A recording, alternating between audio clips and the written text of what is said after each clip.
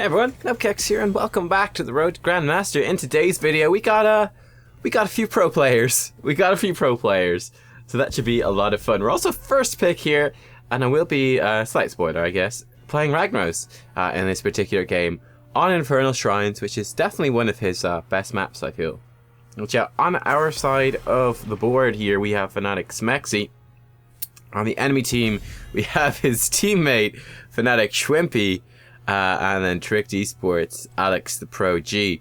So that's pretty cool. And then I do recognize as well a bunch of the other players. Well, I recognize Kuni-chan and Phil as being pretty good. I think Kryger is not terrible either.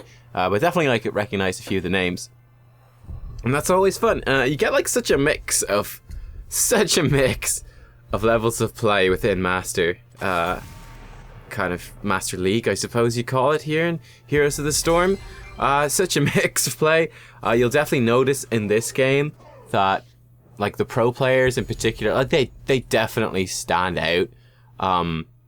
You've got as broad and more range, I think, within Masters as you do between Bronze and Diamond. You know, it's a huge range of skill levels within Master League alone, and well, including Grandmaster too, of course.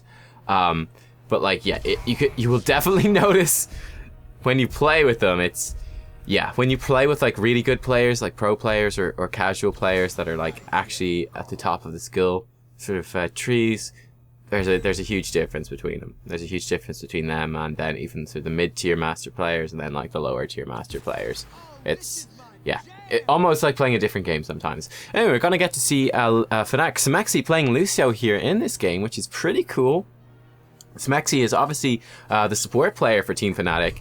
And Lucio is the newest support added to the game, so this should give us a bit of an insight. He does use a different build in this game than what I was using in my game, so definitely we could learn from that and definitely pick up a different, possibly better build. It's very possible that it's better. I don't know. We'll find out, but it's pretty intriguing. Anyway, we're looking into what sort of picks we could go for. Our teammate Phil did want to play Kerrigan. Unfortunately, he's not going to be able to play Kerrigan. We still need a warrior, and then we ideally want a ranged damage dealer, of course. We already have a melee assassin with Ragnaros, and then we got double support. So, standard things to pick up would be a warrior and a ranged damage dealer. The enemy team bans away ETC. Pretty interesting.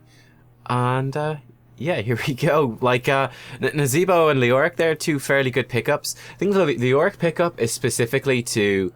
He works pretty well in Infernal Shrines, actually, and then he works really well against Ragnaros. This is something I noticed. So, like, Ragnaros has that talented level 13 Resilient Flame, which means that, you know, whenever he gets stunned, he gets 50 armor for 3 seconds, on a 10-second cooldown. But that makes him very resistant to being caught out of position and blown up by other warriors. It's like, yeah, you can lock him down with a stun, but he gets 50 armor, so the lockdown's not worth that much. With Leoric, you know, Entombs, hey, if you catch Ragnaros in an Entomb, which should be pretty easy because he's very immobile, he's got no, like, mobility, he, you know, gets a little bit of move speed from Blast Wave, but it's pretty rubbish, honestly. That lets you be much more aggressive. Who knows what our teammates are hovering here? Pretty horrible things. The enemy team grabs Rhaegar and they grab Vala. I think the Vala is, you know, it's not amazing with their composition. It's more of a, I feel like more of a counter pick to basically the Tastar comp that we have. You know, Vala Tastar is such a classic composition to put together. I think they just grabbed it more as a denial thing than anything else. I quite like the idea of Greymane and Tyrael. We actually go for Gul'dan and Tyrael. This works well too. But yeah, we could have had a pretty cool, like, all-in type team. The enemy team is pretty squishy looking at them so far, and whereas Leoric will get good picks back there, Schwimpy just grabbed Chromie in this one. So yeah, I think Greymane would have been fantastic. I'm sure Schwimpy would have changed up his pick at that stage. But you could imagine, you know, Greymane, empowered by Tastar, he does range damage, they could switch into melee damage, we'd have a very powerful dive, they're very squishy, they only have Leoric, actually. Leoric is pretty terrible as a main tank. Presumably he was intending that to be their melee assassin as a sort of, you know, or that sort of sub-tank role as a counter pick to Ragnaros, which would work really well. Another thing Leoric does as well, not only the Entomb is being very effective against him, I think he's also good. I'm actually going to be laning against Leoric in this game for the start of it. yeah, that's very dependent on landing the W, the grabby hand thing. But that does, yeah, I think he can bully Ragnaros around quite a bit in terms of the lane. And then one thing to note as well, if you go further, all of his max health damage, so from his grabby hand, Drain Hope, and then from Spectral Leech at level 20, all that sort of stuff affects Molten Core, because Molten Core counts as a hero, so it's this massive health pool on a hero, and the Orc can actually just burn through Molten Core really quick. It's a very interesting counter pick. I like it a lot. On Infernal Shrines, I think it works pretty well. They work well on like Tomb of the Spider Queen as well. Maybe a couple other maps too. But yeah, it's pretty interesting. The Gul'dan is fine. You know, it's a ranged damage dealer. It's a solid ranged damage dealer. He's pretty tanky. You can get spell armor. It's okay. Would have preferred Grey main, but Gul'dan's fine. And here we go, into the game, guys. I love this. I love this. It's like, man, if Chromie goes loop, Smexy's like, he will. He will, man. He knows. But yeah, we're just the goal here is, if they do try to engage us, like I said, we've got a really good opportunity to dive them. Smexy picks up maximum tempo. So if we get 5 takedowns, that improves the amp it up move speed by like 15%. So yeah, we're just gonna like dive them, basically, is the idea. And that's why I was saying again, Gul'dan will work better here. Gul'dan really, you know, he's not exactly what one would call a diving hero, whereas Greymane can very much alternate between providing sustained range poke and then also diving very, very hard. And, you know, awesome synergies with the Tassar and the Tyrael. Not that popular anymore, but still a good choice. Looked like Nazeebo was like attacking the healing fountain down. Yeah, Nazeebo killed the healing fountain down bottom. That's really interesting. Obviously, you could be punished pretty heavily for that. They pulled it off pretty well. Give myself the blast wave to try dodge, because I felt like that the Drain Hope was coming in, and we actually dodged it, and that's pretty good for us. Just going to help us sustaining through this lane. One thing I very much had to watch out for, and one of the big things in this lane, right, is going to be rotations and ganks. Neither of us is going to do structural damage. We both have really good wave clear. It's going to come down very much so. There we go. Very important to juke that ability. You do a little bit of damage to him. Get 3 stacks for our quest, which is nice. So it's important for us. That's actually the big thing about Leoric into Ragnaros, is that Ragnaros really wants to, you know, have his way with the enemy wave to farm up his Q quest as efficiently as possible. And Leoric can very, very, very much bully him around because of that. So that's obviously a good lure combo, right? Is to hit them with the slow of the Q and then hit them with the Drain Hope. Now I realized there in that situation that, you know, we were slowed down. He was just going to get the full channel on us. He's got Hopelessness at level 1. So unfortunately we had to sit back. And now this is a really annoying position where we would love to be farming our quest, but we simply can't. Clear out that, gotta grab this. There was someone waiting in the bush there for us. Oh, Shrimpy. Shrimpy's looking for a gank. Very smart as well. Looking to gank that Ragnaros. But yeah, I mean, it's no problem as Ragnaros to clear the wave and to soak the wave. It's not a problem. Like, you shouldn't die. The real issue is when you're trying to finish your quest that you put yourself in a rough spot and then you die. Now this is kind of difficult. Again, the Gul'dan comp not really helping us out too much here. We can definitely try to pressure in and do some work. And one of the big choices for Ragnaros on this map is whether you save Molten Core for defending or whether you use it to attack. I'm actually going to use it to attack this first time around. So here we go, got to throw this in. I'm going to start poking away at the enemy team, trying to as well steal away some of these minions and see if we can't grab this first phase for ourselves. Shrimpy, very good aim, explodes Lucio. Smexy's like, what the hell just happened? What was that? So unfortunately, Gul'dan then dies as well. I think that was a good zombie wall. And that puts us in a rough spot where now we do lose the shrine. And on top of that, we don't have Molten Core to defend. So this is actually a pretty bad start for us right here. This is not good news, to say the least. This is not good news. But we won't fall too far behind, hopefully. That was a good shot by Shrimpy. Spot the pro player. Knows where to aim. Catches Kuni-chan on the retreat as well. We're going to come in and do some damage to this Punisher. One thing I want you to note as well the Punisher stun is coming off cooldown very soon. Look at the positioning from the team. This is something I almost never see, but my teammates, they know, okay, Punisher, unfortunately we didn't land that and missed a few stacks. The Punisher, he does, you know, there's a cooldown between his jump stun. Everyone spreads out. They know that the cooldown is coming up. Everyone spreads out in order to, look at this, this is actually going super aggressive, so that if the stun does land, it's not going to catch us out. Nice pickup, nice kill on Schwimpy Revenge for Smexy, which is lovely. Just trying to get as many stacks as possible. That was actually pretty close to Gul'dan stealing the wave, but we just about got it. That's something I found with Gul'dans, is they're normally pretty crappy at actually supporting you in terms of that. Unfortunately, our rotation, we get cut off by Axe's Pro Team. We actually walk into that time trap we saw earlier. We get hit by this, which sucks, and good body blocking by him. He knows what he's doing. The threat of our teammates is rotating up, though. It does push him away. I'm going to have to pop down to this mid lane for a little while, which is okay. Level 1, by the way, level 4 and 7. In terms of the talents, level 1, Sulphurous Hungers, which is a quest. Every time we kill a minion, we have to get 30 of them. Improves the damage of our Q, and then we get a big chunk of 100 bonus damage when we finish the quest on our Q, which is a really big deal. Lots of damage, really powerful. Level 4, Catching Fire. This is another quest to collect regen globes. We have to collect 15. Each one gives us a little bit more health regen, which is kind of nice. And then also, once we finish that quest, will give us, we can activate the ability on the number 1 key, and that will give us 25 armor for 3 seconds. So a bit of guaranteed survivability, which is nice. We're trying to clear this out as quick as possible before the next phase here.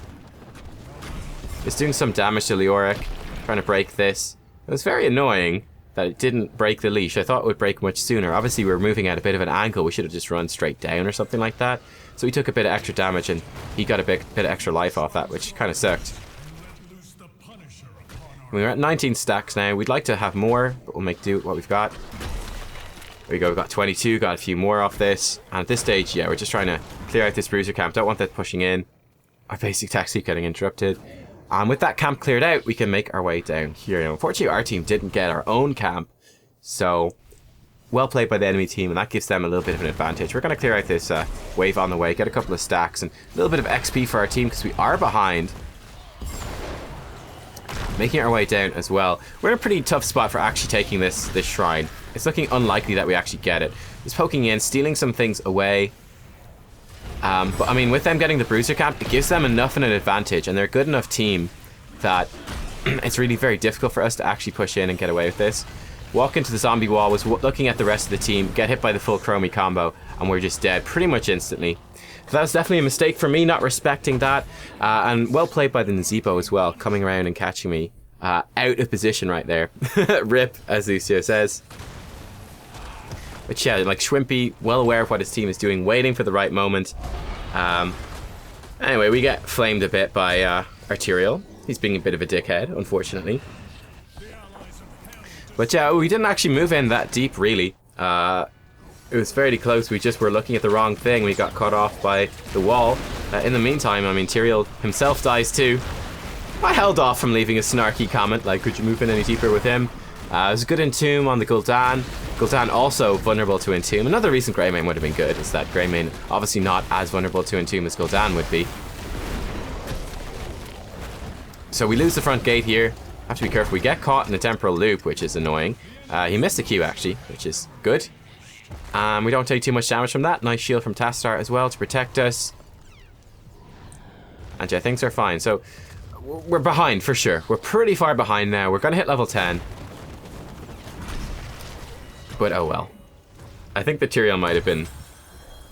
Oh no, he's saying, I wonder if you go for Judgment Sulphurous. I think Sanctification is definitely the way to go. I think he does grab Sanctification, if I remember correctly. So we've got level 10 now, which is nice. They've got a big push up top, which is a little bit of a problem for us. I'm going to take this camp and then probably... I don't remember what I do. Probably rotate away. We'll see. Leoric will probably come down towards mid lane now as we start putting pressure on the bottom. We're able to clear up that Merc camp. I want to come middle, clear that out, get some XP. We need to soak pretty much as efficiently as possible. Leoric not pushing in top. We finish our quest, which is great. I'm going to push this in, get some split push pressure here, and make our way down to the bottom lane where teams are fighting. Our team actually picked up a kill on Vala. Leoric, as you can see, has arrived. Gonna do a little bit of poking with our W. Not looking for too much though. We're happy enough to take 1 kill. And that's the enemy team in a bit of a rough spot for a while now, while we've got a siege camp pushing in top and middle, excuse me. Top is sort of re-pushing for us, which is nice. And we're going to be able to take this siege camp as well. So all in all, a lot of good actually comes from the Vala kill. That's something like when you play with pro players. Now, there's a lot of players on these teams that aren't pro players, you know, yours truly included. But, you know, small moves here and there. I'm trying to think of the best word for that. Like small leads, small advantages. You know, these teams really make the most out of them. They can clear them out pretty, like they can make the most. They really push them and try to do them pretty efficiently. So at this stage we're thinking of actually just pushing down some forts instead of going for the Punisher, which is pretty interesting. Nice pick up there onto Shrimpy. Good knockback. He's gonna go down. There's pretty much no way out of this for him.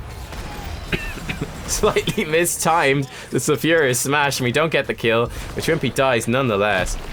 So that's okay. We could have killed him a little bit quicker otherwise.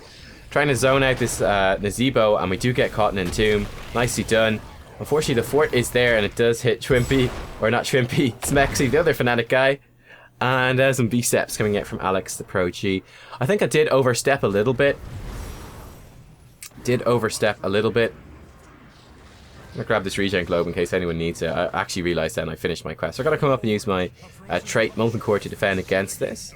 But yeah, just trying to zone out the Nazebo a little bit to protect Gul'dan, and then that allowed Leoric to punish us with an Entomb, which even though it caught me, it was ultimately Smexy that he focused and was able to take down. Smexy was indeed more vulnerable. Gonna hop into this Molten Core, and you're gonna see how quickly we actually get torn through. Molten Core almost instantly destroyed. Probably should have saved it for the keep rather than anything else. Gonna grab Cauterized Wounds in this particular game. Instantly get stunned by the Punisher. Try to make the most of my death. Land a Sulfuris Smash on Nazebo and on Chromie. But yeah, when we got caught in that Entomb and jumped on by the Punisher, we're pretty much dead. So just try to get the most damage out before we die, which in this case was just use our Heroic. The Punisher doesn't get too much more damage. Still, pretty scary situation. I guess the Molten Core worked out relatively well, but I mean, yeah, you could see how quickly we got knocked out of Molten Core. We got focused down so quick. Take out the Fountain in mid lane. Yeah, we've definitely seen that a couple of times. People on the enemy team, both Nazebo and Chromie, doing some kind of neat tricks to get rid of healing fountains and just take those away. With double support in our team, it's, you know, not the end of the world by any means, but it's still a cool little trick. We come clear out this big wave. Nice chunk of XP for our team. Leave a blast wave on the minion, might get last hit. Why not?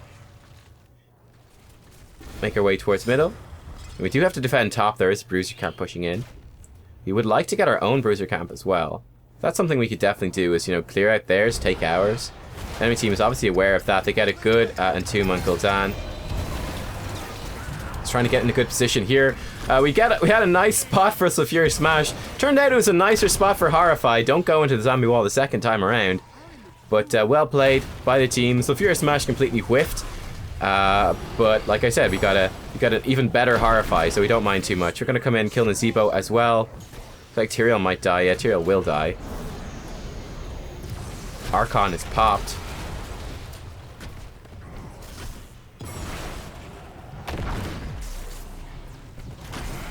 Finish off Shrimpy.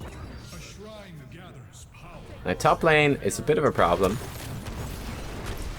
It's going to create this wave as we go. We're giving some move speed boosts to Lucio just to help him dodge around some of this stuff. I don't know how much it mattered, but that was definitely the idea in this game. Tyrael's got a Sanctification in the Entomb. I think it's a pretty good idea. He also Sanctification the Temporal Loop right there, which was great. Gul'dan's going to clear that out, and we're going to stay here. Have to be really careful. The enemy team is respawning, especially Leoric is respawning. We don't want to get caught in Entomb. It's got such a short cooldown, like 50 seconds or something. Actually going to use Blast Wave just to speed out of there as quickly as possible. Wait for the rest of my teammates to arrive before moving in.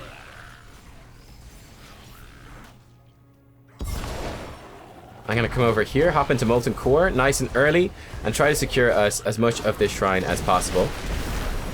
Actually get some nice damage on the Vala, who moves a really dodgy way, actually, to be perfectly honest. Trying to find her around the edges. Okay, she's over there. That's fine.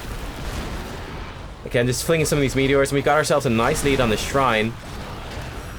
Poking the enemy team as much as possible. I'm on the way over now.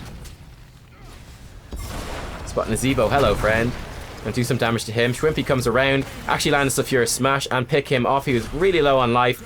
Obviously, Chromie has cast times to her abilities. We're able to punish that very nicely. He was obviously distracted by the fight to the north.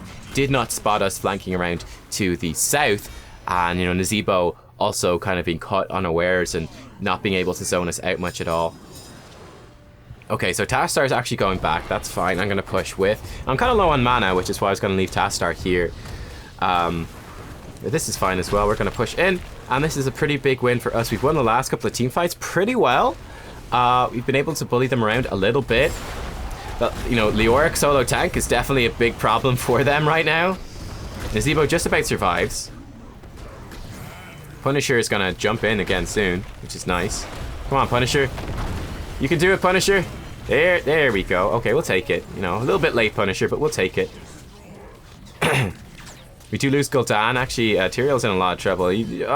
Actually, yeah, that was a little bit of a misplay. I could have body blocked for Tyrael there. Instead, we right-clicked on the wall. So that was definitely a bit of a misplay, but we could have saved him. Look at us zooming away. Looks like the movement speed actually does work while you're on the mount, which is kind of funny. I think people have been saying stuff about don't be on the mount, but it seems pretty clear that, you know, movement speed does affect you from Lucio when you're on the mount. We're going to come help Snexy deal with this. Lucio's terrible at de-pushing lanes. So I'm going to clear that out, then I'm going to Heartstone for mana. He can soak the next wave, but we got it like pushing a little bit now. Tyrael's going to get the level 20 Sanctification upgrade. Tastar soloing a camp.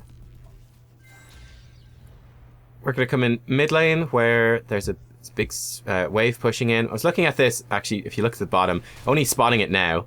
A little bit slow because I was looking at talents and stuff like that to notice the invasion here, the attempted pick on Lucio. That's a really good fear, and that's going to be a dead Chromie. Very nice.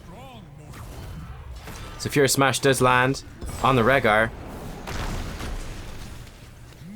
Probably should have kept on chasing Rehgar with the Lucio. Instead we went for the Leoric. Vala does go down. Well played by Tastar and Tyrael. And that's 3 kills for us for nothing. Level 20 as well. This is a really, really big lead for us. Nazebo is nowhere to be found. He's soaking top lane. Gonna grab Submerge here at level 20. We're actually just gonna manually push in this fort here. We could have gotten the siege camp and then done this. It doesn't really matter too much, but this late in the game, you're definitely able to just, you know, just walk up to forts and take them down very quickly. Like, as soon as you're even the least bit organized, it's really not a problem. Probably should have grabbed some siege camps on the way. Want to clear out mid lane as well. At this stage, we're probably overcommitting resources to this clear and stuff like that. I was definitely, as you can see in this game, trying to play pretty safe, pretty defensive, and just, you know, backing up my team, sticking with my team as much as possible. Because against, you know, Shrimpy, against Alex the Pro G, yeah, I'm like, these guys, they're just better than I am, you know? It's just straight up, it's very, it doesn't happen very much in ranked that you know, find players that are just straight up better than you, at least at Masters level. It's been my experience this season, but like the pro players, they definitely are. So just playing it safe and playing it, you know, just basically take the safe route to doing this. Enemy team is doing a really smart thing here. Basically, they're down level 20. They know they can't actually win a team fight, so they're just pushing the other lanes. I actually kind of dislike this by the rest of my team here, that they're, you know, clearing out the shrine. I think I'd be able to clear out the shrine really fast myself. I'd actually much prefer if they actually just went and manually pushed down that fort to the right of us, just to make our Punisher a little bit more effective. I think Ragnaros, he's not the best like solo Shriner, but he's not bad by any means. We would have been able to do it pretty quickly. I don't think they added that much speed. The enemy team, in the meantime, they're just clearing out the, like, this is such a good move by them. It's really smart. And we definitely didn't punish it enough. We didn't use our level 20 enough. It's like, yeah, we got a shrine. I mean, they took out a fort, they got siege camps pushing. They got all the siege camps. All 3. And they got them pushing in both lanes. So in fact, this Punisher push is now way weaker than it would be, because the enemy team is level 20, and Gul'dan is back on our base having to defend the keep. I think we should have spread out much, much more. We didn't need that many people near the shrine. I think Ragnaros is probably the best person to leave on it as well. I don't know, it's kind of a Tough choice. We were pushing him pretty aggressively, but Gul'dan, remember, is still not here, which is kind of a scary thing. I'm going to try work this down as quick as possible. Get a good chunk of damage on Val. I was hoping the Punisher might, you know, finish her off. Decided not to. What a rude Punisher. Gonna pop Molten Core here and just protect my team as, you know, we're kind of facing into a bit of a rough retreat here. You can see how quickly Leoric burns us down. We don't last long against that at all. Tastar's already dead. Smexy in trouble, does break it down, gets a big shield which protects him, and that's a great Horrify from Gul'dan. His Horrifies were on point in this game, I have to say. There we go, get nice kill down on Leoric. Rhaegar went down as well. At this stage, I could have actually chased Shrimpy a little bit harder right there. I didn't realize that my Sulfure's Smash actually, or Sulfure's Hungers actually killed that. And this is a big misplay. I didn't realize Valo is still alive. It's a really big mistake. And, you know, dying while submerged is still available. That's pretty bad, man. It's pretty bad. But yeah, I mean, they've got a lot of damage on their team. I didn't respect that. Got a bit greedy chasing the kills. Very unnecessary death for me. So I'm just saying, you know, my bad team. I can see me hovering that. I'm like, there's no way you should die without Submerge being on cooldown, you know what I mean? It's like, that was available. Got greedy in the chase. Didn't know that Valo was there. And yeah, paid a pretty big price for it. Now, we're still ahead. We've got 2 keeps with that push. It actually worked out really well. We got 2 keeps. We still have all of our keeps. Even though I died, we're still up 2 heroes. So we still have, like, fine map presence. So it's really not a problem. And it's kind of funny in this game, like, I was feeling a bit bad because we've been flamed by our Tastar and Arterial player. When I watched it back, I was like, oh, actually, no, they're just being dicks. It's like, they're actually, like, there was nothing wrong, really. It's like, but I was definitely going into this kind of nervous because I knew these were good players. And that probably shows, again, like, what I was talking about, that being, like, kind of passive. But, I mean, when Tyrael was asking for advice, I was like, well, fuck it, I'm not answering. I'm not answering. Like, during the game, I was very much worried that I would actually be the weak link in this game. It's just not used to playing with, you know, Grandmasters, whereas obviously Smexy and Shwempy and Alex the Pro G very much are, right? They very much are, but we haven't been Grandmaster this season, so we haven't had much experience playing with these, like, actually, you know, what I consider, like, very good players. So it's definitely a bit concerned about that. Vala gets caught out of position, hit her with Sulfurous Smash. Good, Ancestral comes out to save her, but does get her pretty low. And we are diving to the right-hand side here. Really nice positioning by Tastar, actually going pretty deep. Shrimpy's caught out of position. Whoops, we get caught in a zombie wall. So we're going to burrow for that. Finish off Shrimpy with the Meteor. And we're on the Nazebo now. He actually does a fair whack of damage. We're going to use our... We could maybe picked up the kill, but we were really risky in terms of positioning.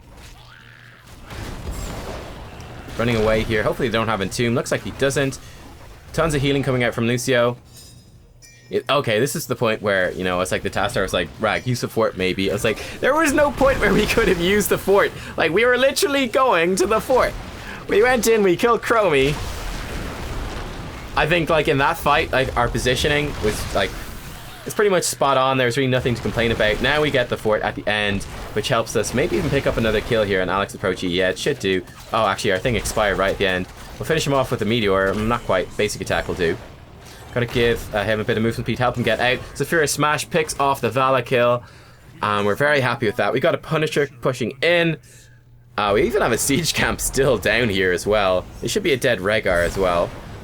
We can give Gul'dan some move speed, help him chase. I mean, Lucio can chase for days. Want to make sure Gul'dan can keep up a little bit, so give him some move speed.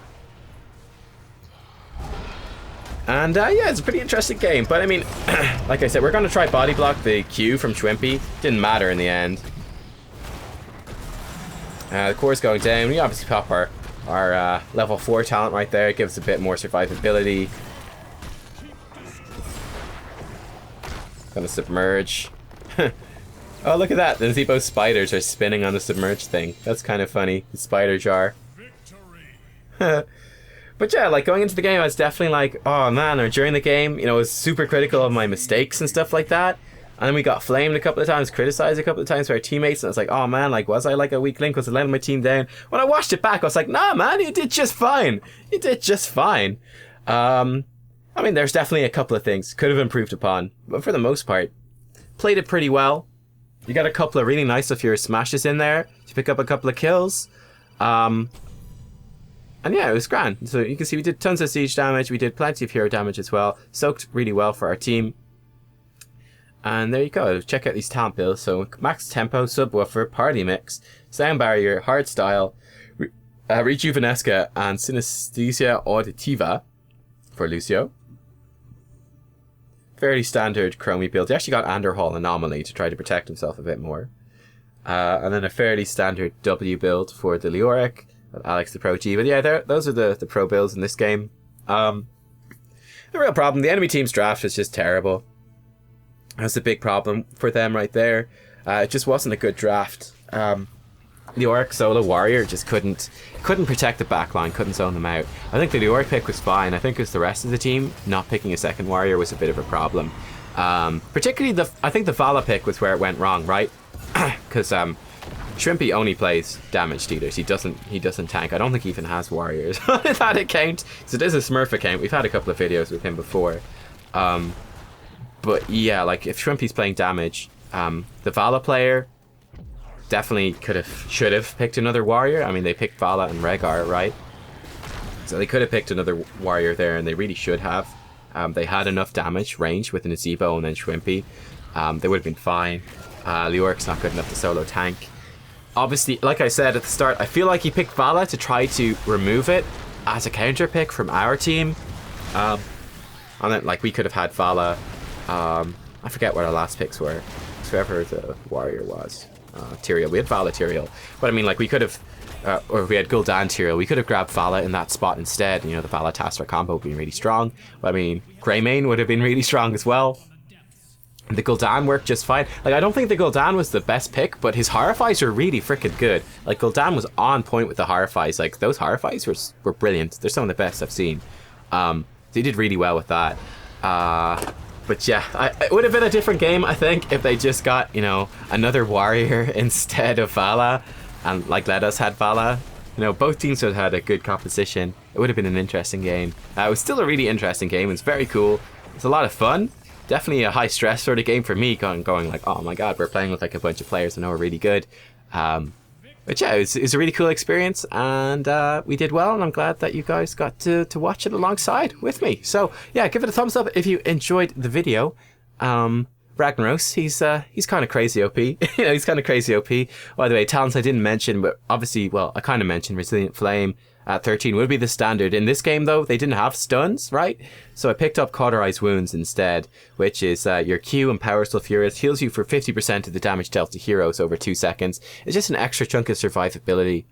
And then level 16 Giant Scorcher, level 20 Submerge, which we never really properly used, but obviously that Submerge would have made us basically immune to Chromie.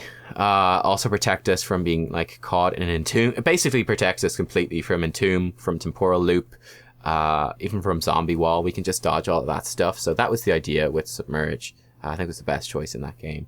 But yeah, hope you guys enjoyed. I'll see you all next time for more Heroes of the Storm. Bye bye.